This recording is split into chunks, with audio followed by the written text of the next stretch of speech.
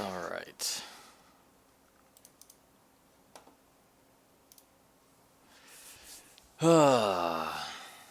Give it 1 second. Drink my mead. Drink your mead. I'll mead you. Drink his meat. I'll show you what mead is really like, Jordan. I Come don't. over here. He Fucking sure told you. I will tell him again.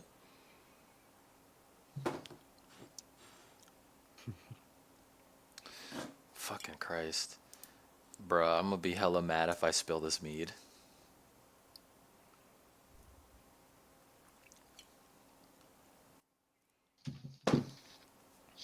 Oh yeah, have any of you guys seen the new Spider-Man yet? I have not. All right. Lynn and I are gonna go see it tomorrow, so I'll tell you guys how it goes. Noise. Alright. Hey guys, welcome to the Weird Kids Podcast, Season 2, Episode 11. With me today, I got Sai, aka Fernando, Jordan, Hey. and my boy Joey, Yo. aka the Broke Gamer. So I want to talk about something real quick, like right now, because I've been holding it. Red alert. I've been holding in this anger like Oh. all week. Anger hours. Why the fuck did Ubisoft release these alpha my packs? God. Oh my god. Oh my. Scott, I have one keyword for you. All right. Money. That's the real thing here. Like, Wait, what do you know about money? You're the broke gamer. like this game. Damn, you're right. Like this game has been out for probably 2 years now, and they're like, yeah, no, Operation Health. It's a new update. We're gonna fix all these problems. Mid, literally in the middle of Operation Health. Yeah, we're gonna announce this microtransaction stuff. Like, I understand you need the money, but for fuck's sake, of all the times to release it, now why? Well, to be fair, okay, these alpha packs, right? What if in reality, right, Ubisoft needs us to buy these alpha packs to support them in the To development? help them fix their game. I mean, maybe. I wouldn't. what you're saying. Here's the thing. It's just their timing is complete and That's so utter bad. shit. Like I get it. I'm usually when developers charge money in their games and shit. I'm usually on their side because games are super expensive to make, and a lot of people don't realize that. But why during Operation Hell? Yeah, I think there's a difference though between like when you're making a big game and then trying to support a big game. Like they already made the game, and then the game had a really bad launch, and they did a good job of trying to keep the game alive. At least the good thing is that they're implementing these things. But the thing is, I think the real question is not necessarily why are they doing it, but why are they doing it now?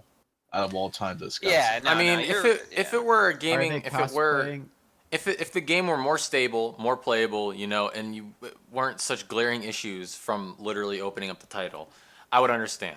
Like Counter-Strike can handle it fine. I understand. Like CS:GO has literally its groundwork is based on, its in-game monopoly of items, It did redefine microtransactions. Yeah, they did. Like in all honesty, it's very interesting how they do that. And I don't understand how Ubisoft is gonna make that.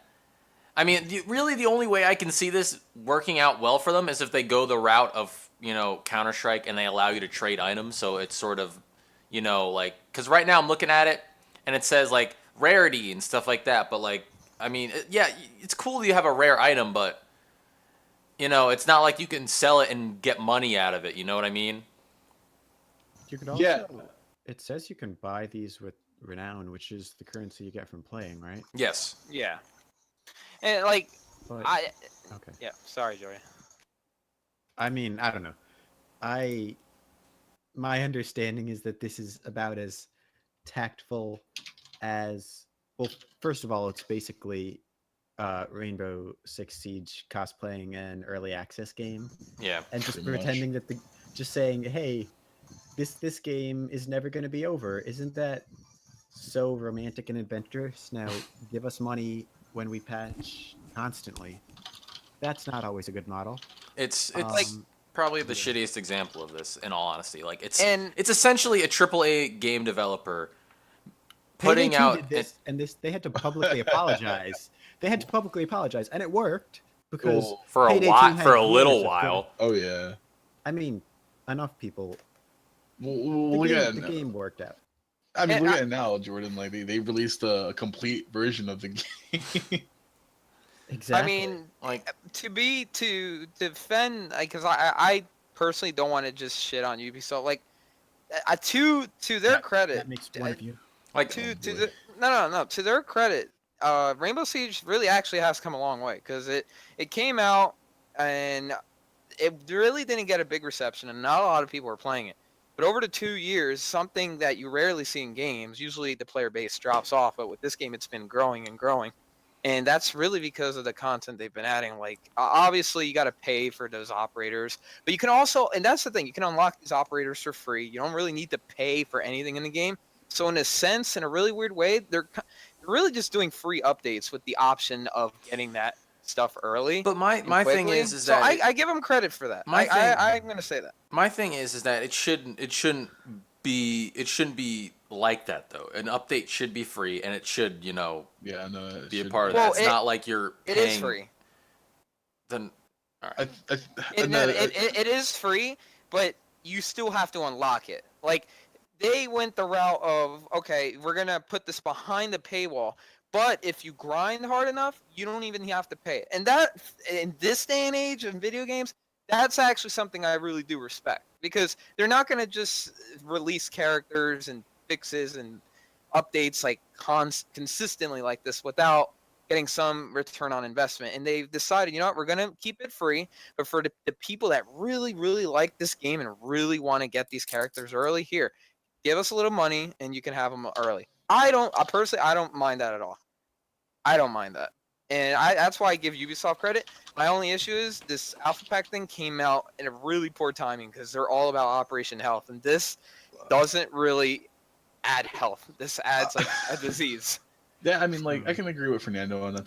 There's not a lot of companies that do this practice, and it's good that Ubisoft is realizing it. I think the only real issue is just why are they doing it now? Yeah. I guess the whole point is that they realize that okay, they have this community. I think what happened is that if you look at all Ubisoft's games that come out recently, like For Honor, The Division, Wildlands, right? Wonder how Their those player base, their player base dropped drop. Yeah. The Division so seemed like an bad. outlier, What's the but division? What'd you say, Jordan? seems like the Division sold a little better than the other two, but Oh no, it did, yeah, for sure. The reason why it sold much better is because of the way it was the way it was marketed. They were like, oh yeah, MMORPG, free roam, Yeah. fucking PvP. It was the more It was talent the fancy. yeah, it was the first game of its kind for Ubisoft to market. So it was building the hype up for that. But like my thing is that regardless of that selling well, the player base still died, and I guess this is the first game that Ubisoft had where I have a the question. player base, yeah. Since the reason why the Division died was because there wasn't enough content in it. Yes. It failed the same way as Destiny didn't do that well. It didn't have enough content in it. Okay. So, and that was pretty much the only thing. And Ubisoft, the thing was that Destiny left such a poor taste in people's mouths. And this is like going into Destiny a little bit. You all know how Destiny just basically kind of screwed a lot of its players over. Yeah. In regards to lack of content and whatnot. And the beginning of its period of its life, and the thing is that the Division had the same concepts as Destiny. You had your PvE, you had your PvP, but the thing is that people were just comparing it to Destiny.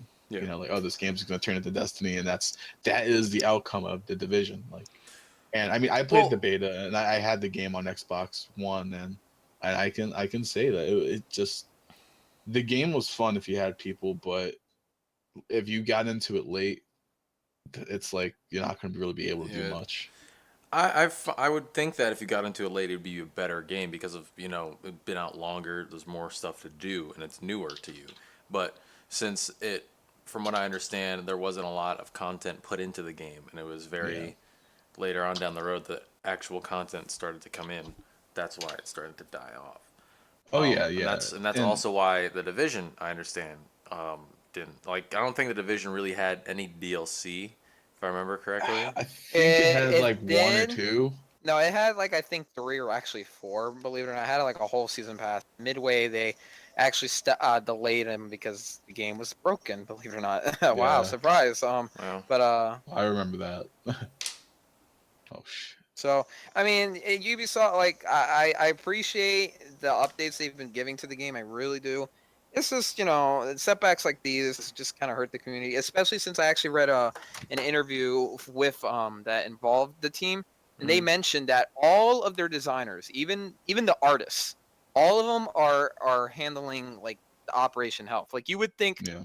people like artists have nothing to do with fixing a game because they're artists, but even them, they said that they have everybody doing a task that's fixing the game. Mhm. And seeing alpha packs implemented, that makes me think, I wonder who are the 5 people that aren't working on fixing the game. Yeah, my entire mindset on that is all hands on deck. You really should be. It shouldn't be micro. It shouldn't. You should not be focusing on the Yeah. small stuff. It should be the biggest things possible right now. As small as nice as it is to have, peripherals and whatever else, items, skins, fucking weapon skins, whatever it is, keychains. That's nice. That's all fine and dandy. But that doesn't fix the glaring issues, with people dropping in and out of games, not being able to Yeah. reconnect to games. This is more of a Uplay problem, but I mentioned it to you guys earlier in the Discord. Sending friend requests to people and not getting the friend requests until maybe 2 or 3 days afterwards. It's really not a good thing Yeah. to Yeah, it doesn't give I mean, Uplay and UB say are again. 2 different teams. Yeah, you cut out. What did you say, Fernando?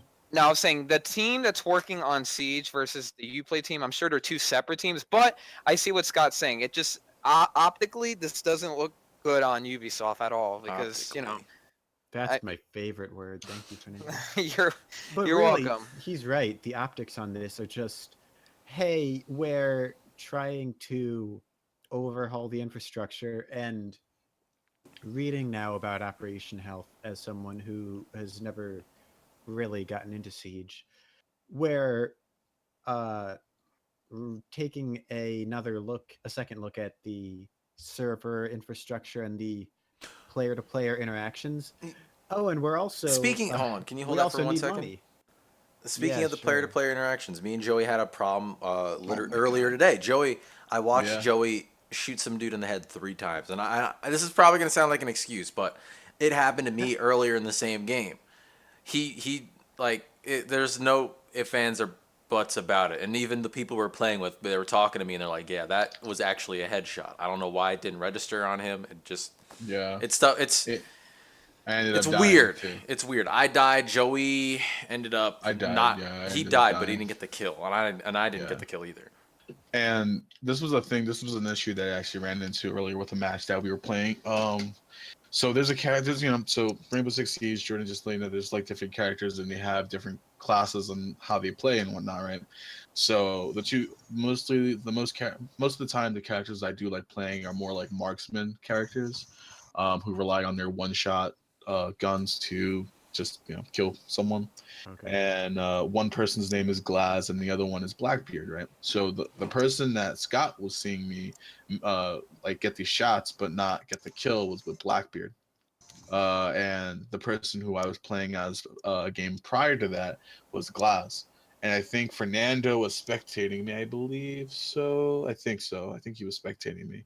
But I was basically shooting the opponent but with body shots and he just didn't connect. And it's issues like this where it's like, okay, this isn't a netcode issue or anything. This is definitely just Server a side. hit. Yeah, it has to be something with the server, something not registering, because it's like for me playing their game, like you can clearly see that I connect these shots, but it's stealing the kill away from me. So it's like it just ruins the experience and wanting to play the game more. I'm surprised they didn't call it Operation Fix. Yeah, Even well, Health is bold because they're admitting that the game is In poor health. it's broken. It's very and it's very sad, you know. It's I am I- harsher because I'm not making excuses. I have no stake in the game. and this so is to this speak. is exact. This is perfect, Jordan. Like you have literally no experience of it. You know what we say, and you know about what you read. Mhm. So this is really actually fantastic. So looking from the outside, looking in, that's kind of the way that people that might want to get into the game would look into it. They're like, yeah. "Hey, this looks like a fun game," and then they start reading about all the stuff, and they're like, "You know what? This game's been out for Yeah. 2 years. It still hasn't. It still has all these glaring issues. Why would I want to drop $40 on this when I can spend it on Counter Strike or Call of Duty or something like that?" Let me tell you, Scott, I would feel the same way looking in blind as I would looking at Evolve, which Oh my I god. did Yeah. not have the money to shell out on release, Mhm. but it built so much hype. It's like, oh, this is so cool. Yeah. I want to see this game in action. And it was horrendously broken. Yeah. That's And another a game year I and a had. half later, it's fixed some of its sketchy business stuff, and it's less horrendously broken. But at the But cost, I would look at it even now in 2017 in the summer, and I would be like, This I don't know if I can trust this game, and I don't even know if it's going to continue to survive." it and like it's exactly it. It's not exactly surviving. I remember watching a video where they talked about where they showed how many people played it at launch and then free weekends, and it would show like now, and it's That's the other very thing I what's do up? have to say. It's basically this idea of obviously multiplayer only games growing in size and scope and reestablishing themselves. That's just been a new trend, and that in itself is fine. But this idea that Rainbow Six is in this group of, oh, we're just going to have an infinitely growing community and we're going to keep patching and adding more visual resources, more playable experiences into the game, and we're going to finance them with microtransactions from you, the player, Mhm. because we've already spent all the money from when you bought our title. Yeah. Um, Yeah. that works if you've innovated in a way that's never happened before, Mhm. like League of Legends or Global Offensive, which completely redefined microtransactions. Yeah. But this whole idea is like corporations in America, they're meant to have a life cycle. They have to report, this is getting kind of dry, sorry, but they have to report increased earnings every quarter, which Mhm. so 4 times a year they have to report different increases in the amount of money they have, basically. I would love to see Which their means earnings for this game for the quarters. which means that at No, some we all. point a I think corporation has to run out of money that they're getting, and that's why there's this theoretical corporate life cycle, and that's how it should be with games. Rainbow Six is not supposed to be able to exist in 2037 by begging for microtransactions for the next 20 years. Mhm. Yeah, Yeah. this is more. Yeah, this is. I think the reason they're doing the microtransactions is mainly just to support the updates that are coming in because, like I said, the updates are technically free. Question mark questionable, but they are free. So I mean, they're just trying to get whatever extra revenue. And honestly, since it's all cosmetic, in terms of what the actual microtransactions are, I don't personally mind that at all. It's just obviously the I time. mean, to Here's be my quite, idea on this. I Premium. literally just thought about this just Yeah. now. Okay. And I've noticed this a lot, and I'm sure you guys have noticed this too. Game developers usually put out maybe 2 or 3 games, or maybe even less now that I think about it, every year. A game from one company every year, with the exclusion of Valve, because we know Half-Life 3 and Left 4 Dead 3 are never going to come out while we're No, alive. yeah, they're in development. Yeah, but we're going to be dead when they come out. pretty much. And so I think this is how it should be. I think they should push games back, like in development, at least a year, or like 2 to 3 years. Give them 2 to 3 years while you're working on them. That way you can still hone the game that came out that you put out earlier. Like I'm gonna put Rainbow Six and then that pirate game that was announced at E3, Skull and Bones. Skull and Bones. When is that supposed to come out? 2019, 2018? No, 2018. 2018. There's a beta. Yeah, and there's a beta that's coming out as well. All right, for so it comes out in less than a year? Question mark. Let's just say less than a year for now. All right, comes out in about less than a year. For now. For right now, we'll correct it. We'll correct this later, but it's close to a year. It's whatever it is. It's a short time period Yeah. for working on any product that is supposed to be mass produced and put out to billions of people on the planet. You know what I mean? Yeah. So they should push that back maybe a year or two. Put it maybe 2019, 2020. Technology is constantly growing as we can clearly see with graphics cards. You know, like if you buy a graphics card, it's going to be a better one literally next month. Yeah, well, that's why Duke Nukem took forever. The development cycles kept getting hindered by the introduction of new technology. Mm-hmm. Hey, we wanted to make this for the N64, but oops, that's obsolete now. So we're going to make it for the Xbox. Oops. Now we have to make it for the 360. In the case of Duke Nukem, they should have just stopped because Duke was honestly a product of his time. They should have just said sorry and sayonara. Yeah, they should have put a public apology saying we've canceled this. We've canceled Duke Nukem forever. Give everybody their money back who had pre-ordered the game. It should give like literally pages on pages why they did it, because that's if it's all in fine print, people will not have an excuse. You know what I mean? Yeah, That's an interesting. Yeah, no, it is. Like I mean, the most formal apology you could possibly imagine, because The there's thing that's no sad way about that this- Duke Nukem would have worked in this time. He was honestly a product of the 90s. The 90s, yeah. Oh The thing that god, he actually would sucks- definitely not work now. the thing that actually sucks the most, to be quite honest, is that like with the Duke Nukem release, you know, there it got jumped around so much with different companies and shit. Mhm. Take Two or no 2K. Yeah, I was gonna say. 2K got hit with them being like, oh, they made Duke Nukem forever, you know, like people are blaming them for making Duke Nukem. It's like no, that's the game director. He didn't know what he wanted to do, and that's pretty much what happened. He didn't know what he wanted to do. It's kind of like I can honestly say, like, you ever see in movies where they have one picture connected to a red string? Say it again. Yeah, slightly cut off. All right. Do you know in movies when they have one picture connected to a red string and it goes to a bunch of different pictures? Yeah, That's kind of the development cycle for Duke Nukem Forever. Basically, yeah. It was quite literally, I feel like, the technology at the time growing, he was literally a product of that generation, and the fact that, I just lost what I was going to say. Shit. Rip. Jordan, get me out of here. Well, all I have to say is I don't think Ubisoft, pulling us back a little bit, I don't think they would resort to this maneuver if they didn't have to, and I think that's the real problem that we're seeing. I mean, also, like, I think that this is a big issue with game development now, because, like, I think this is a good way this is a good time to segue into this, if you guys think so. Yeah, so, like, talking about the microtransaction system that Siege is implementing, this is a good way to talk about the issues with Battlefront 2. You know, EA. I wouldn't call them issues just yet.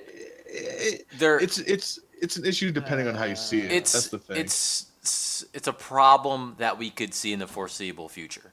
Yeah, I mean, I don't see it as an issue just yet right now, because, you know, for one, it's not even out. Like, they're not even implemented yet into the game.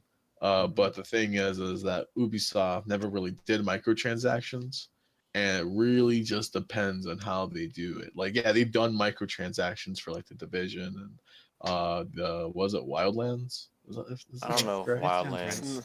Whatever. But Wildlands doesn't have microtransactions. Okay. Continue. But let's say like games like Evolve, for example, you know, Evolve was notorious for having over at release. The game $60 was for 60. half the game. $60 for the game, $6. and then the season pass, which was $20. So that's $80 right there, and then another $60 for the entire for all of the DLC, which were all skins, and they were Up poorly until- made skins. Yeah, up until about And- holiday season 2012, developers really thought that they could actually They get can away with that. all that and not having people say anything about Yeah. it. Yeah, and I think what happened with I think this is a good time to segue into this now, with the release with Battlefront 1 and with DLC being so limited and not being in the actual game at release date, because like besides myself, I don't know about Fernando, but did anyone else here play Battlefront? I saw it. I played like I played. Okay. I didn't. I played in the beta for we're talking about the 2016 Battlefront. All right. 2015. 2015. But yeah, basically, Battlefront released with this is gonna be so sad to talk about. Battlefront released with 4 maps, Okay. and Wait, no, it didn't. It released Yes, with snow no, and then 3 other 4 maps. it released with 4 maps, Fernando. Did it? Hold on. Yes. I remember So, not being this happy is with the the map thing. selection This- either. this- Wait, the EA thing. Battlefront, right? Yeah. Here's the thing. It released with 4 maps, right? Curly and Joe. Yeah, no, it released with 4 maps, and Dice. What they do is that they get their big maps, and they cut them down into smaller maps and they would make them individual maps for other game modes. And that's what Battlefront did. They just took these big maps, these 4 maps, and just made them into individual maps for the smaller game modes.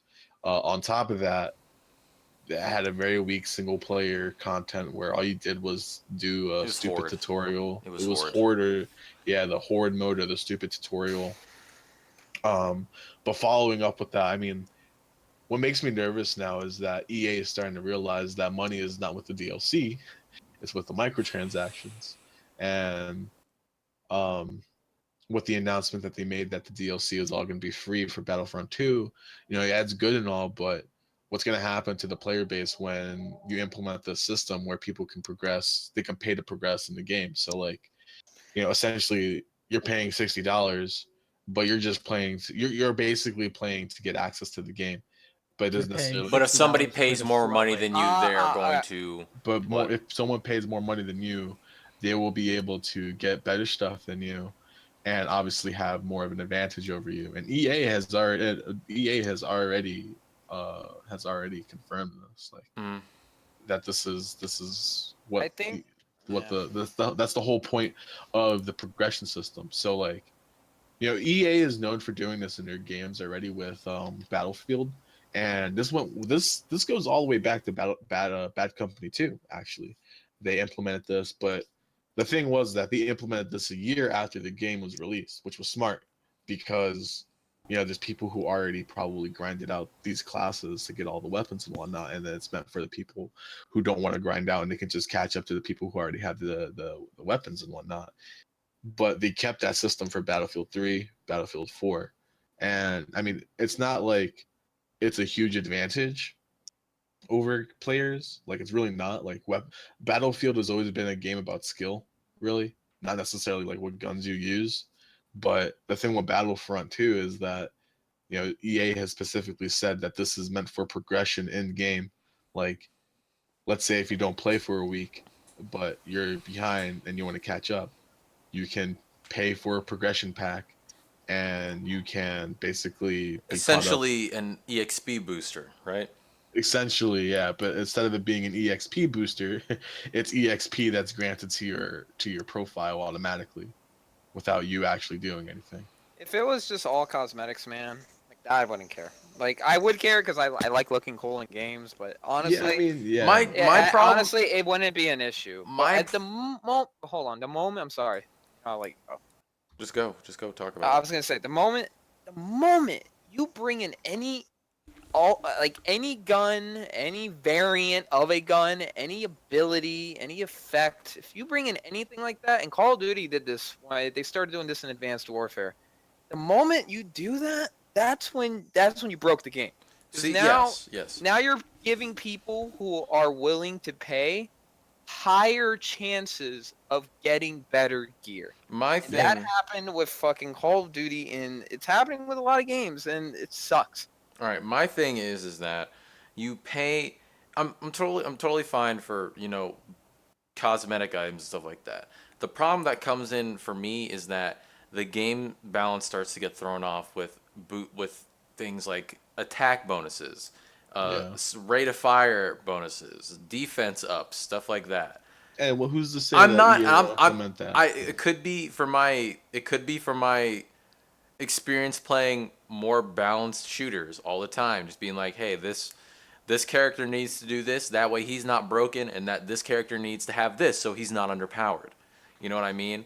But Battlefront. This is how I gotta put it. Battlefront is not Counter Strike. No. Nor is it Halo 3. All right? It's Battlefront. So it's in time. We may see changes to it. It's too early. The game isn't out, so we don't know just yet.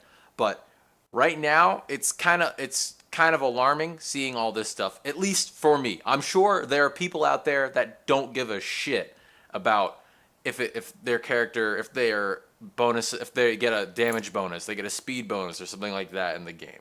You know what I mean? But coming from someone who likes to play balanced shooters, Rainbow Six excluded, it's different, you know? Yeah. Oh yeah, it no, I certainly completely is agree. different. Yeah, no, I completely agree. And my thing is just that, as a consumer Oh. standpoint, it's alarming to hear about the stuff that's happening because like I don't want to play a game knowing that someone out there can could spend $100 just to easily And, kill me. You know. and it's even getting worse now because back then it used to be, hey, you give us $10, we will give you this set of skin. But now it's become, you give us $10 and we will give you crates in the hope of getting that skin. Yeah. Now you're not even guaranteed to get it. And Destiny's done this. Every big game is doing this. And I'm someone who I actually, and I don't mind. I'm fine money, for doing that. I've spent money on cosmetics before. I'm fine for doing that, but at a lower price.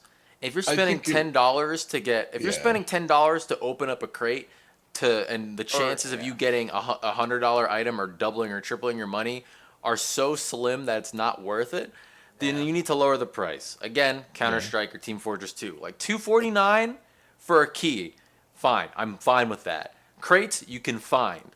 These I'm not exactly sure if you find them or if you buy them. That's where my problem comes in. And a game like Destiny, I think of Destiny immediately because they did this with the Rise of Iron update.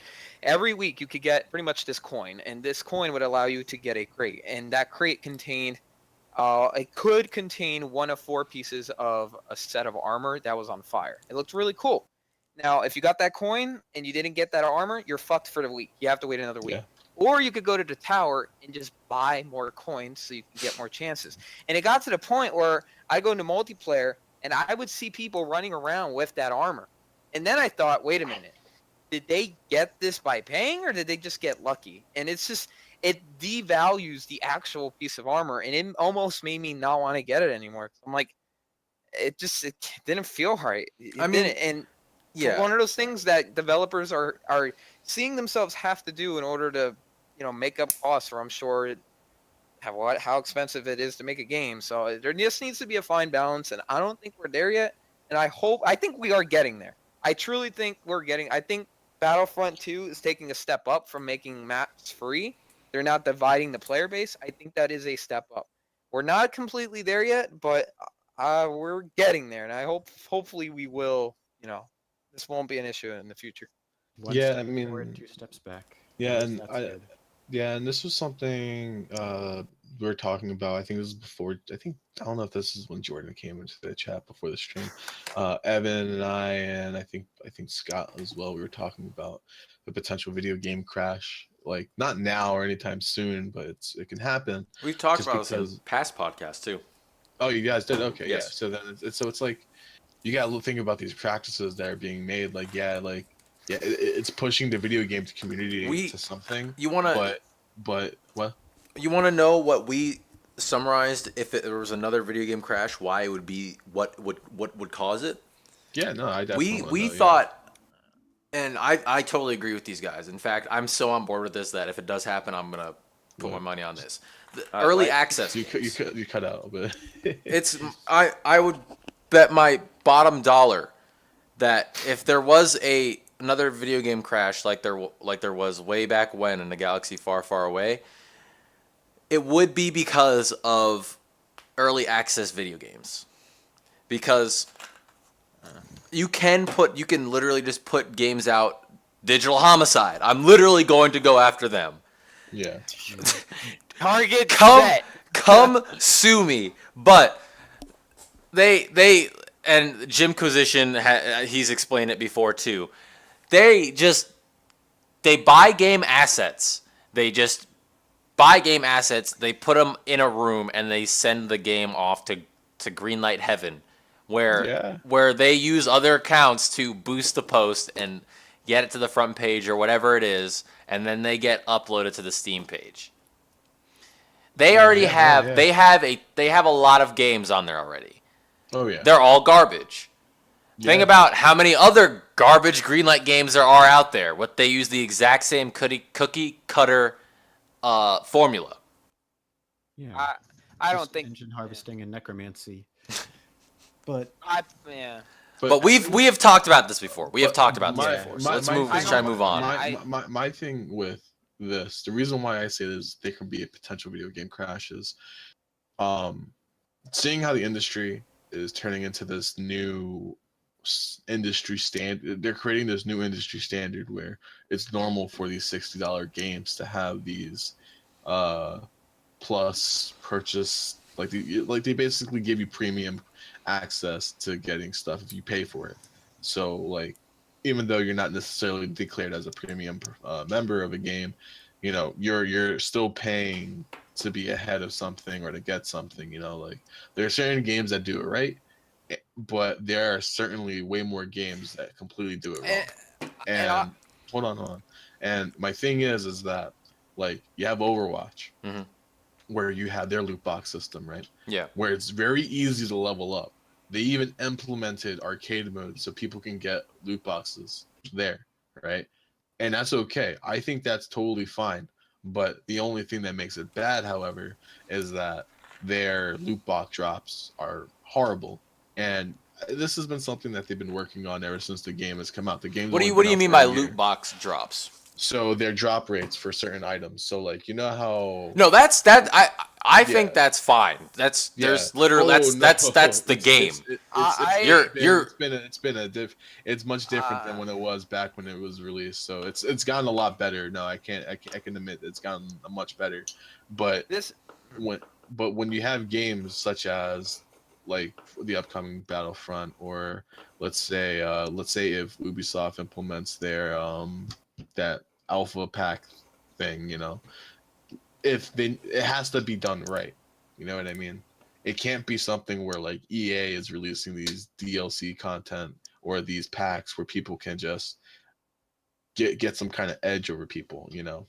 And it's not something that's been done a lot, but it's something that's kind of growing, and that's something that I'm scared for, because I don't want the industry to turn it into something where it's like, okay, yeah, you can pay $60 for this game, but hold on, there's more. You can pay an extra $30 if you really want to get ahead of the game and give yourself an advantage over other people. See, also let me point something out. That's also how GameStop kind of promotes their pre-order bonuses and stuff. Like, always get ahead of the game. I remember when COD World at War was out there, like, oh yeah, get ahead of the game. You'll get the M4A1 Carby before level 61 or whatever. Yeah. As soon as you play it's really weird. Like it's really weird how you market the kind of stuff. But continue. Oh yeah, no. So it's like, you know, I'm just looking through my Steam library right now and trying to see if there's any other games I can poke out. But I mean, I make good choices with the games I get. But one thing I was gonna say is not Rainbow. Are you right? Oh technically I didn't buy it. I mean, you're right. All right, continue. Oh my God. Fernando, I was gonna say that, and this is where people disagree with me. But I do want to point out, and I'm sure everyone here knows, but video games are actually now cheaper now than they have ever been. Because Oh, yeah, for obviously, sure. if you include inflation, all that, games, it really, in reality, used to be 80, 90, $100. So I try to think of it from both perspectives. Games are now cheaper more than ever, and that $60 price point has stayed that way since I think like Since 2006. 2006. But I'm gonna play Yeah, and devil's it's advocate with you there. hold You on, know, wait, let me finish. Let me finish. This is why, and the cost to make these games are only going up, up, and up, but the price is staying the same, same, same. So at that but point, you got to think. Wait. At that point, you got to think. How do we make more money? Now, this is the point I want to drive. Is that instead of making these microtransactions like $10 here, $10 here, my philosophy on all this, why not we explore different options of like why does a game have to be $60? Why can't a game be just 50? Why can't it be game be 70? Like The Witcher, I honestly would have easily spent $80 on that game. Like a wanna know how game, much money I spent on that real quick, Fernando? I like 20. $120. Yeah, but that's what I'm saying. Like I think developers need to explore these options more, and you're already starting to see that. You have Oh, games yeah. coming out that are $50. You got games coming out that are $40. Mind you, most of them are indie games, but we see all My games thing like, is, look at Crash. One more thing, not Crash Bandicoot. Actually, yeah, Crash Bandicoot, and look at Ratchet and Clank. Those are technically AAA games if you want to go there with that. listen, But guess what? They came out at $40. my thing is Ratchet that a and lot of Clank was these, my thing is that a lot of these indie games often do better than these AAA titles. And that's the problem, and that's where the problem lays. Because what Man. I was gonna say, I'm gonna play devil's advocate with you, Fernando, because even though these games are being made at such a high development cost, they're not that many compared to how many independent games are coming out. The video game industry has increased by so much because of the independent developers, not because of the AAA companies. You know, we have E3, but like, and they That's also the show AAA showcase, yeah, essentially. like, yeah, and they Yeah. show off the AAA games. But here's the thing, though: how many of those games actually come out every year? You know, The that's the AAA thing. games, I would say, I personally would say, like, I think 85% of them. I No, think. you want I to know how mean, many? You want to know how many AAA games are coming out from that E3 from this year's E3? Only 3 games are coming out this year from this E3. well, that you're talking and about they're this year. all I'm and they're talking. all and they're all Bethesda games. No, you're Bethesda talking about this year, though. I'm talking about in general. I thought you meant No, in general. no. I'm talking. That's what I'm saying. I'm saying E3, when they show off their AAA games, these games don't even have a set date yet for when they release, and that's the problem. It's a proof of product. I think that's a it's a different Proof of problem. concept. Proof of No, I it's- think concept. that's a different problem, though. But because- no, but no, it's not a different problem. It actually benefits the problem even more, because Oh yeah. here's the thing: these companies spend so much time developing these trailers for these video games. Like, okay, as much as I hate talking about this, Beyond Good and Evil 2, amazing trailer, That was essentially a movie. Oh, but that game is. it was a movie. You know, it was a cinematic game. it's a 5-minute movie, and like, yeah, that's cool, but where the game's at? Like, I No. wish I could play the GIF of Will Smith right now, Where are like- my video games? but like this E3 just made me realize that none of these games are coming out this year, and the only games that I'm gonna have to look forward to are all Bethesda games, and like, I have no problem with that, but it's just the fact of like, why are you showing off all these games when they're so early in development? And I get it. I get why they want to. You know, they have to create the hype factor.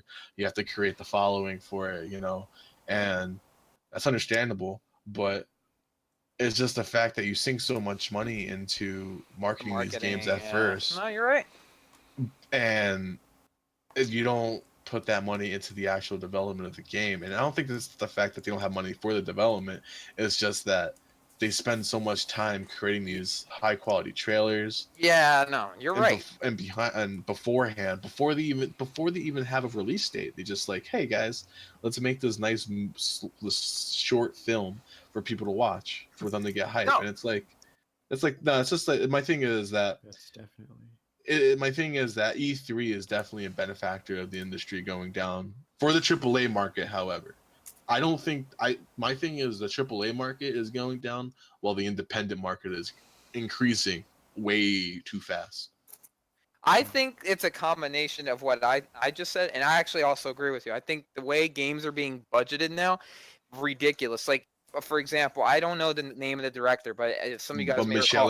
Michelle Ancel. But here's just so you have more background on that. Michelle Ancel is very well known because he made the first Beyond Good and Evil game, and he also brought back Rayman. Like I think he also created Rayman as well.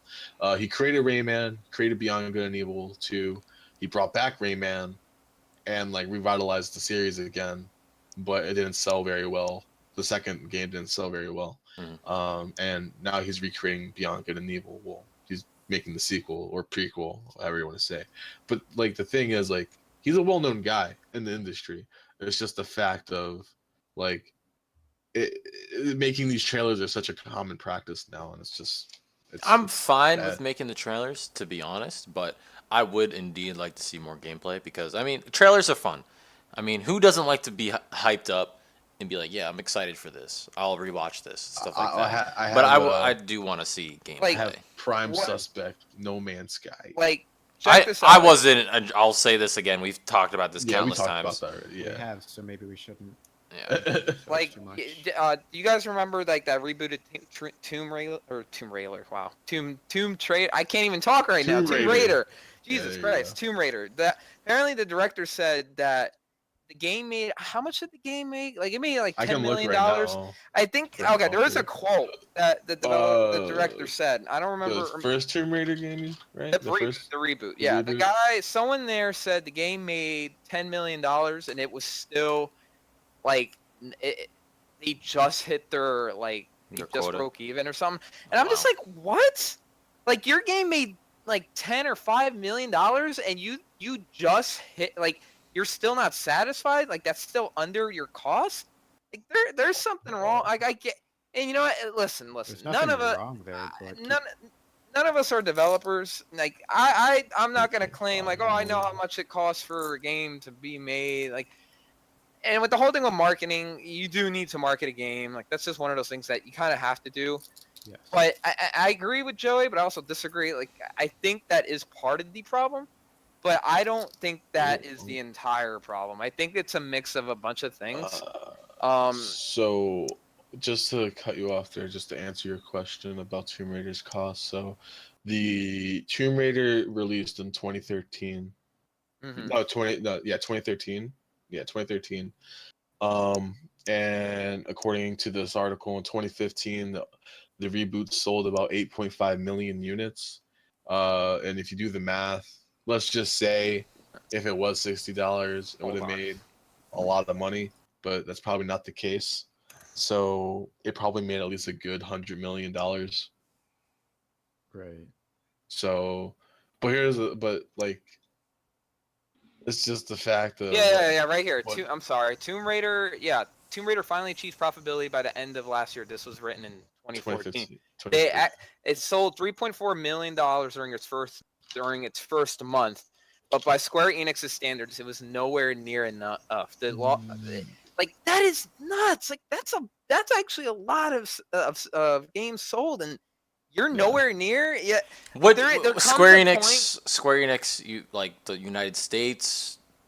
Like, are they talking about like the entire whatever? Well, okay, so they have a bunch of different studios, and this one was Crystal Dynamics, which is U.S. Yeah. or- I don't know. They're not in Japan. They're either a European-based company or an American-based company. But that's one of the studios they own, and I guess this is Square Enix. Them like, saying that could headquarters. be fluff, just to say like because fucking I don't Final think it's Fantasy. They do I think that it's with all their games, though. That's the issue. I They do think that with all their it's games. just again, I think that the two factors in it are just higher costs of making games and the same price for the past 10 years, with the combination of marketing costs is just high and a bunch of other things, and it's one of those. And you got to remember and for those of you that don't know specifically, a game when you buy a game at a store for $60, that the developer doesn't see those $60. You got to give 30% to the retailer, then you got to give another 30% to the console manufacturer, and then you got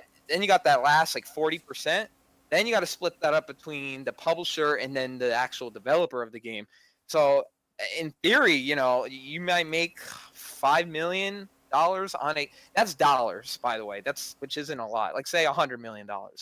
Make $100 million on a game, the developer's only going to see realistically after taxes and all that jazz, like maybe 10 million. It's really a mystery on how that money gets. Yeah, it's one of it. It's Yeah. really just a really big mystery, kind of like this Pokemon thing that is going on. Yeah. No, but that part isn't. Like the retailers take like a 30% cut, and then if your game comes out on Xbox, and this goes for indie games, I believe, Xbox actually takes 30% off of Did whatever you really sold. shit on my segue? This has been Oh. Economic Scarcity featuring the only two non-weird kids. I mean, Yeah. Thank you all for listening, and have a great night. So, there has been Thank you, Jordan. a very interesting... No, thank you for keeping us at least somewhat attached to the rails. We have, like, one wheel on the rails right now.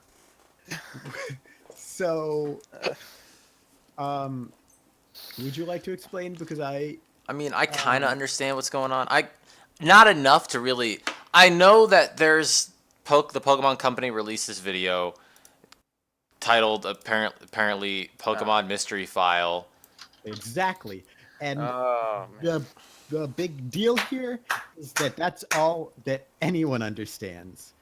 Not just the American audience, because this is a 2-minute video that the fine people at Polygon, some of them anyway, they took the time out to translate it. Lucky shots. I'm Love you, Jordan. throwing shade only where It matters. I just want to keep them cool in the hot sun. So the announcement was for July 19th, in English, obviously, but the video it remarks on some events from prior generations, from the Gold and Silver remakes, Heart Gold and Soul Silver, Yeah. all the way up till Sun and Moon, you know, generation 4, 5, and 6 of Pokemon, in what seems to be, it could be anything from like an ARG, a sort of alternate reality outside of the game event, or maybe this is a code name. Maybe Mystery File is an announcement for The next mystery Something dungeon? else. Question mark. I don't know. I think I actually I only said that to get you Okay. excited, Jordan. yeah. after looking at all the possible, like really calculating everything, looking at their history, and just really taking everything in, it's obviously gonna be Pokemon Go 2, guys. So I don't know. I think That's a it's good Pokemon Go move. 2.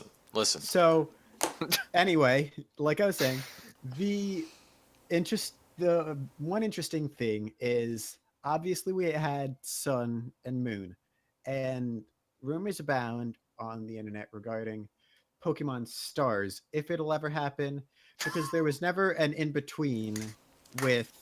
Hey, stop! Listen. There was never an in between with Black and White, for example. There was never a Pokemon Gray. They bucked the trend of their franchise on that one. Mhm. So obviously they're not. It's clear that they're not opposed to going in new directions. Sun and Moon themselves went in very new directions for the franchise, the two most recent Pokemon games, and what has been discussed in the video, not so much a discussion, but in this teaser, I'm gonna quote the Polygon translation Oh God. because I don't want to. No, it's a fine translation. Oh, but okay. I just don't. I don't want to just butcher the Japanese. So, Thought you were quoting doing the it. article, is this a time slip? The video begins. Is it manipulating time? Did it come from the moon? Is it a space virus? An encounter with aliens? It's unclear what any of this is referring to, and the latter part of the video doesn't help. The battle with the alien invader has begun. Is this the underside of the world? Is this a puzzle of ancient relics? In before Is this an Gygus. attack from a parallel universe? Is it possessing humans? Yes, Scott, it's the Pokemon Earth. Bro, no, like, on some real shit. Think about that. Like, is it a time slip? Is it manipulating time? Did it come from the moon? Is it a space virus? Is it an encounter with aliens? Gygus is an alien, but I digress. Whatever. It's clearly we have no reference to what it could be. What's really interesting is that in the 2015 game Super Mystery Dungeon, which probably doesn't have too much of a relation here, there is a character who claims to. This is kind of a spoiler territory, but there's a character who claims to know your player character, and in the context of the other Mystery Dungeon games that came before, which gets into some really interesting territory. But Also, what's also interesting is that there are legendary Pokemon appearing in some of the Gen 4 games where they shouldn't be. There's a weird cutscene from Sun and Moon. Wait, repeat that part. In the Polygon article, it's a Uh-huh. compilation. The regarding the teaser trailer. Okay. Quote, it's a compilation of some of the most bizarre footage from various Pokemon games. Among them are Celebi's appearance in Pokemon Heart Gold and Soul Silver, the mysterious man from Pokemon Sun and Moon, and the distorted world yep. from Pokemon Platinum. So, Also, I'm gonna post the Mysteries. website in here in the Weird Good Chat. You can yes, come check it out. So you get there's the also chance. that, which is really cool because I put it on. It seems to be in partnership with a. It's the article says regarding the attached website, which is Pokemon.jp/special/mystery. Mhm. It's one cool thing is that they're playing the The Unknown Temple. Yeah. yeah. Well, Songs of all Ours. right. Yeah, I want to point out how creepy that song is in conjunction with the video that they are showing. Absolutely. It's a very X-Files I want to believe kind of thing, and I don't like it. Which makes It's completely out of place within a Pokemon game. Let me just say that. okay, that's really interesting My- because I think that we just had a whole discussion about marketing. I think this is a really interesting example of marketing. This is a good one. You leave your audience wanting more, and the announcement, all it says in English anyway, there is 2017 July 19th coming soon. Oh, So boy. we're gonna Wait, what? So we're gonna find out within the Oh, it also within the has week. pictures. It also has pictures of things that look like alien Pokemon that Yeah. have not been Oh, seen. I thought you were talking about. Never mind. I'm May sorry. this But be the reference to a Switch Pokemon? and that's where I'm gonna interject because I've seen so many people. I feel mean, strong about. I mean, So many people are saying the Switch version. It's a Switch Pokemon game, and I'm thinking, That why? makes- I don't think they're the only Switch game they would talk about is Pokemon Tournament. First off, and I honestly think they're gonna start talking about Ultra Sun and Ultra Moon. Everybody I've been seeing on the internet is forgetting that that game is coming out, and that is a mainline Pokemon game, despite what people want to believe. So I honestly think this is what it's referencing, and they're going to talk a little bit more about the plot in Ultra Sun and Moon because the third Pokemon is some weird. I don't even know what that thing is, but I have a it's- question. yeah. Since I'm uneducated as fuck, why is Ultra Sun and Moon coming out? Is it DLC to the game or is it something No, else? so it's pretty much Black 2 and White 2. It's not DLC, it's its own game. But what makes this game different, usually you have Pokemon Yellow, you have Pokemon Crystal, Emerald, you got those third pillar games. Yeah. But then they changed that with Black and White, where you got Black and White 2, which was a sequel. Mhm. X and Y didn't get anything. And then for this, Ultra Sun and Ultra Moon, they're neither a third pillar game, nor is it a sequel. According to what So- they said in the direct, it's a retelling of the story. So it's an gonna. alternate universe. My question is, it's going to run It's going to run alongside Sun and Moon. Yes. Yeah, the way they mentioned But at it a in the different direct, time, yes. right? It's a different dimension. Same. It's an alternate story. Listen. So from what I'm gathering is here's the Sun and Moon game. Here's Ultra Sun and Moon. They both run parallel to each other at the exact same time. Yes. All right. Which that would be, if they could do something, I think this would be a strong move to differentiate Ultra Sun and Moon. Give them something unique, dare I say, I mean- interesting, that separates them from their predecessors, gives And- like a plot point, which that's kind of an overused phrase maybe, but really a point in the plot that can anchor these particular games, if that's what this is indeed an announcement for. And the third, by the way, the third Pokemon that they're really gonna start talking about in Ultra Sun and Ultra Krasma, and he is a Prism Pokemon. They're calling him, and in the game in Ultra Sun and Ultra Moon in the artwork, he's pretty much taking over the main two legendaries, kind of like Hiram did in Black and White 2. So that's kind of all we know. I mean, if whoever's watching, if you really want to dive deep, I would look up the Pokedex entry to Necrozma, because they're gonna start talking about him because he's gonna be the main plot for Ultra Sun and Ultra Moon, and that video might have to do with it. My idea on this is that I like their marketing campaign. I really do. I would like to get a translation of the actual video, and I think that what they're doing here is kind of interesting. It's very mysterious and it's very spooky-esque. You know what I mean? Yeah. They're alluding to something that is not good. Normal. I mean, not normal, and it's doesn't seem very good. I Well, love if- it when if Pokemon it was does just this a too. Pokemon game where you only did normal things, I mean, well, that would be as hilarious. Well, he means like listen, normal listen. As normal as Pokemon within the Pokemon universe, there is a normal line, right? Yeah, it's called Pokemon Snap. Deoxys goes off of that line. Sure, I sure. think Because okay. listen to me. Because if we're to look at this, look, I'm being serious. Okay. Literally, take a seat and listen to Scott spin a crazy tale. All right. All right. All right. So, if Pokemon were real, let's just say this is how I imagine it. So, say we are currently in a world of Pokemon. Pokemon are around us. They're living, breathing. It's a normal thing that happens. Clefairies, the meteorite and shit like that, they all worship the meteorite. That's fine. Pokemon do weird things sometimes. Then Deoxys happens. Deoxys and Rayquaza happens or whatever. He's literally an alien. He's literally an alien at that point. Everybody's freaking out.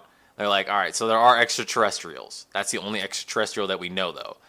Okay. People still aren't quite used to that. Okay. Here come more extraterrestrials. More Pokemon are acting even stranger. Clefairy, I don't know. You know how they dance around the rock. I didn't play Platinum, but I know that there was that weird thing with Giratina in another dimension. Yep. So, yeah, you had. like, those are my two examples of, like, the weird that happens in Pokemon. Like, going to a mountain to fight a legendary bird, normal, you know? Yeah, I got you. You understand? It's crazy. Hearing it, like actually hearing it out loud sounds crazy, but think about it. Like in the Pokemon universe, that's kind of normal, right? Yeah. Do you agree or disagree? No, I agree with you. You agree? It's within the confines of our world and our understanding. Yeah. I I don't get play Pokemon, so I can't really say much. I play it. I love Jordan, I know get you it. do. Jordan, This is Detective Mueller, I need to know if you think I'm crazy. Well, Scully, did I get that right? Yes, you did. Okay. Thank you so much for asking.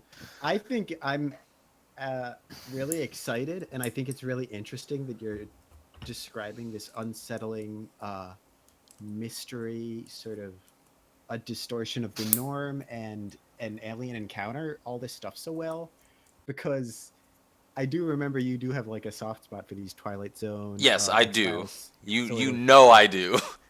And so seeing those plot points, that type of plot point, that not genre, convention, seeing that intersect with Pokemon, it's really interesting. And seeing them able to bring it back a little bit with like unknown, the mysterious ancient Pokemon that have no understood origin. Exactly. And that's the Necrozma, which if our speculation is to be believed, is basically an extraterrestrial parasite, which is gonna be pretty funny. That sounds badass. I'm gonna be Exactly. extraterrestrial parasites. Badass. Xenomorphs, fucking dope. All right, but I digress. It'd be an orb weaver Pokemon. I don't know. God. Continue, Jordan. Well, I don't know. I think that's a really fun line of speculation to go down. Like my thing is that if the announcement comes out and it happens to be like a Halloween event for Sun, and then like, all right, so this is my theory. So if it happens to be a Halloween event, it's going to, I think it'll take place in the first part of the Halloween event will probably take place in, Sun and Moon, because that's when it'll come out. I mean, since they're already out. Ultra Sun and Moon, they come out in November, right? Yes, they do. Yeah. They come out in November, sometime around the holiday season. Yeah. The second part of that Halloween event, I think, will take place on Ultra Sun and Moon. That would be really fun. Halloween's not as much of a thing in Japan, but that would be really fun. That's true. That was just what was cooking in my brain right now. And when are we going to learn Sure. more, Jordan? When are we learning more? When are we learning more? According to Daisuke, the Pokemon fan site, and all this official channels, on July 19th, it seems we're going to be getting an announcement. So this is really actually soon. Next Wednesday. It's Man, happening. I love it when Pokemon does this kind of shit. Also- where they become mysterious and all that. I Also, love it. check out the website for the club. Like, it's in the Polygon link. It has the spooky ghost girl, and it has one of the architects from like it has one of the architect, like a archaeologist, I want to say. Yep. Yeah. So that's Like the two trainer types. yeah.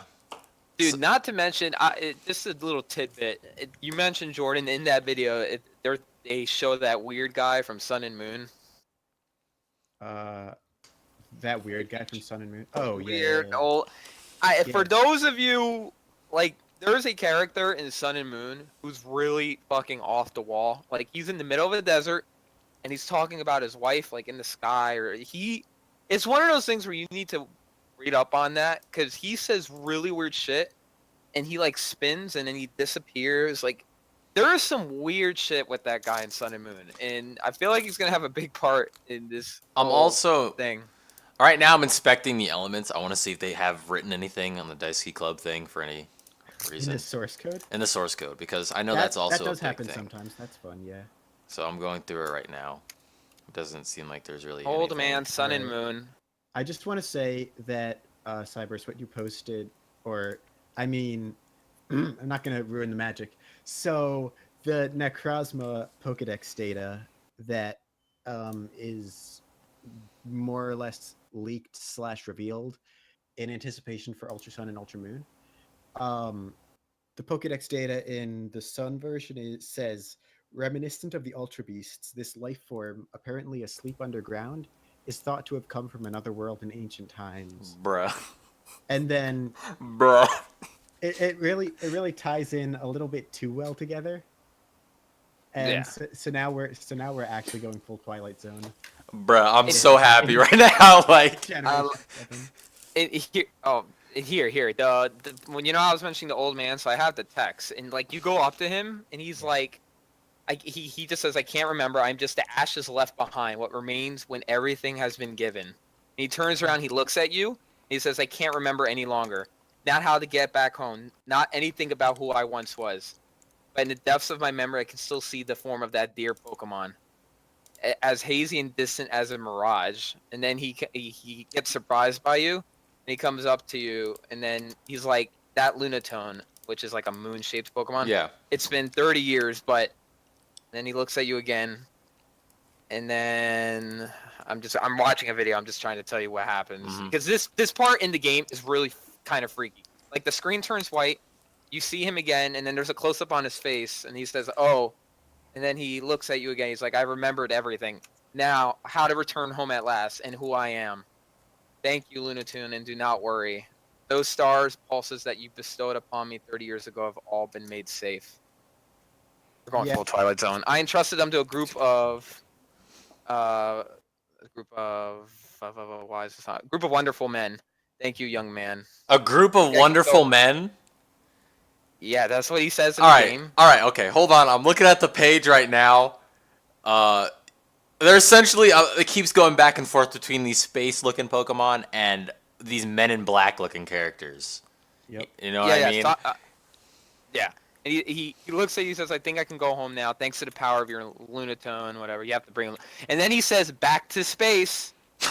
Here, Yeah. this is my thanks. I hope you will take it without holding back together with my thoughts and wishes." And before he gives you a meteorite. he actually gives you a Moonstone. Bro! And then what happens?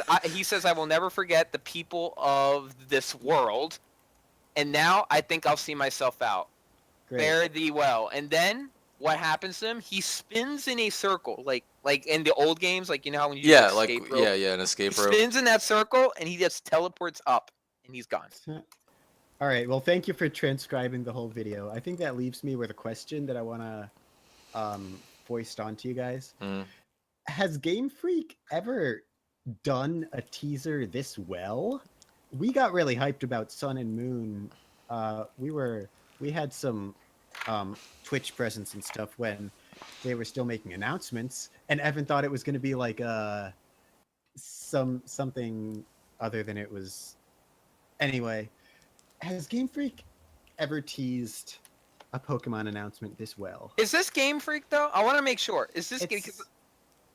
They're likely to be developing it in Well, they're- conjunction with this team, whoever's managing the press.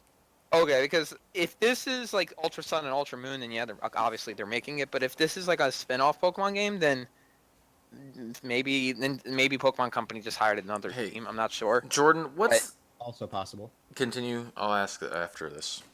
That's all I was gonna say. All right. The question I was posing was, like, isn't this kind of out of the norm for Yes, Pokemon? it is. Having already seen them innovating, which is really nice, because you get, I grew up watching people beat Gold and Silver, so that was new. Gen 3 was new. There was abilities and whatever, but after a point, sometime like around the release window of Black and White, things started to get a little bit stale. And seeing them come back with a vengeance and really make the Pokemon brand fresh as much as it has been, I guess my question is there any, are you anticipating this to be something more innovative, or just a letdown, just Pokemon tournament? I'm gonna stop you right there, Space Jordan, edition. because I've been waiting to say this and you set me up for it. I want to believe. That is. Do-do-do-do. I want to believe. That's the X Files. Do-do-do-do-do-do. It's the X Files thing. That's the poster Thank you. that Mulder has in his wall. Yep.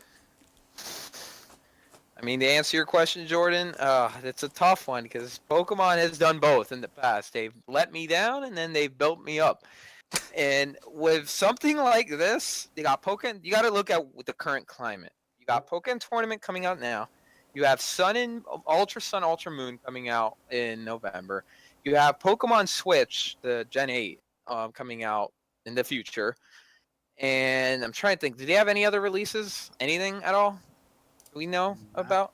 Not really. So- no, not really. So looking at that, this can only mean two things. And mark my words, we'll get back to this on the 19th. It's either going to be a really big like reveal or big like just details on Ultra Sun and Ultra Moon, or it's going to be some fucking mini game that they release on some eShop somewhere. That's my guess. That's my honest guess to this. You know- That would be... I just realized something. Yeah. So this is kind of going off topic. If you guys are still talking about Pokemon still, I could probably just talk. I could discuss them a little bit after you guys are done. I think Oh. I think we exhausted, honestly. Yeah. All right. I want to keep So- talking about it, but I know we don't have that much I time. mean, I don't mind. I'll go on with you, Scott, later. No, we got to start cutting it down. So I don't know if you guys heard about this, but as you guys know, I'm a big Kingdom Hearts fan. I'm like big on. Ooh. I'm keeping up on all the stuff that's been going on. So D23 is Disney's official like con, and Square Enix is very big on that because Kingdom Hearts. And as you guys know, Kingdom Hearts is having a new trailer that's coming out for D23. But this is interesting. So the last 2 weeks, a lot of marketing has been going off in regards to this, right? Tetsuya Nomura is talking about how people should be excited for this new trailer, and like big announcements are going to be coming out and whatnot. And honestly, when you hear big announcements, the first thing people will probably think about is like release date, right? So Tetsuya Nomura, my man, has been playing damage control for the whole week, this entire week, for D23 for Kingdom Hearts 3, by telling everyone that everything that he was talking about, besides the trailer itself, was just a joke, and no one should expect anything more than just a trailer for Kingdom Hearts 3. And I'm like, Worst cleanup crew ever. And Tetsuya Guys, Nomura everything I just said was a lie. Don't believe I it. was only pretending. he legit fucking oh my god. I hope everyone knows Kingdom Hearts 3 Back is up. 2020, probably. It's what? 2020? People are projecting it a 2019, 2020 release. Because It's gonna come out before Final Fantasy 7. here's the thing, Square Enix, they do this shit a lot. Like when they announced Final Fantasy You don't talk about 15. 7 remake, when they announced that game, this is true. When they showed it on stage and like showed the trailer, the producer of the game didn't even know he was producing it, and He didn't even know. his name popped up on the screen in the trailer, and he Yeah. was surprised because no one told him he was making the game. That shows you how far behind Square Enix is with, like, I feel like with any other project. So I'm not expecting a release date for. Do you remember that? Do you remember that meme I made of Mitchell's dog earlier? That was that dude's face. It was just my utter God. concern. Square Enix, man, this is the same way I feel about Kojima. I just wish they just shut up and go away for like 2 or 3 years, and then when they're about to come out with their game in 6 months, then come to me and talk. Like, Well, just the go away. The good thing about Kojima is that he's actually laying let's low for a while. let's start wrapping it up. But before we go, I want to point something out, Jordan. Do you remember that anime about those cockroach people? There's like a horror Terraformars? Terraformars. Go to the Pokemon page. Go to the special. Did you pick up on it? Did you see it? I'm pretty sure that is one of the like Gen 6. It's a muscle cockroach. It is. And that's literally what I thought about. I'm sorry. That's really funny now. That's a good coincidence. I haven't kept up with because I know they say there are 2 new species. One of them is obviously the little gray guys. Mhm. I haven't kept up enough to know which of the Pokemon in the second page is the new one. I'm assuming it's the big yellow black Halloween looking dude. Yeah. My guess. Mr. Jack Spooky over there. Yeah. But I know that the ones that the dudes are in, like the 2 guys, there's a Magnezone, and then I've seen those guys before in the middle. Yeah. But I don't recognize any of these Pokemon. Even the squid looking, not the white squid looking one, the one that looks more like a cell in a human body. Right. Like the one with the spiky white head and then it has a bunch of tentacles. On the left could be kind of hard to see because of the Jack Spookyton. Yeah, no, I get it. But for us who have been, I guess, waiting for an innovation of this caliber, it's all a mystery, and that's part of the excitement. exactly. It's literally a And mystery. so- Like, that's in this video. Nice job, Jordan. It's literally a mystery file. That's the worst title drop And the ever. file is an MP4. So the file better be a DS card. You right? No, But, DS Wait, guys. So All right. What were you gonna say? I was gonna say we should start closing up shop. Well, yeah. That's the most depressing note to go out on. I know, right? I get you got you want to know. puns. You guys want to know what we would talk about next? Well, that's a mystery file too. That's actually good. That's the best thing you've done all day. Hey, Fernando, you're Wow. finally coming through. Wow. Good, no, good job. That was really nice. That was really nice. Time to ruin everything. All right. By playing Overwatch. Or Rainbow Six All right. broke in Vegas Siege. Well, all right, guys. Wait, rapid review. Come on. I'm not doing, bro. We I wanna are do- 20 minutes Ah. over. Bruh, I want to do one. We're 20 minutes over next time. My God. We're like. All right, absolutely guys. over. If you enjoyed the stream, follow us on Twitch. Like us on Facebook. If you really enjoyed the stream, check out our website. And check out the YouTube videos there as well. Thanks for coming out. Thank you, Fernando, Joey, and Jordan for helping us. Anytime. All right. Love it. Go follow Sai on his channel at twitch.tv/cybers and Joey at twitch.tv/the Broke Gamer. I'm Yep. still working on my mass media stuff, so Yeah. that'll be a future announcement. But Until then, you can stick here. All right, guys. Battle on. Oh, Get out. get out. All right, Get out. guys. We'll Above see you all next time. Above all else, have a good night. Take it easy and peace. good night. Good night, guys. Good night.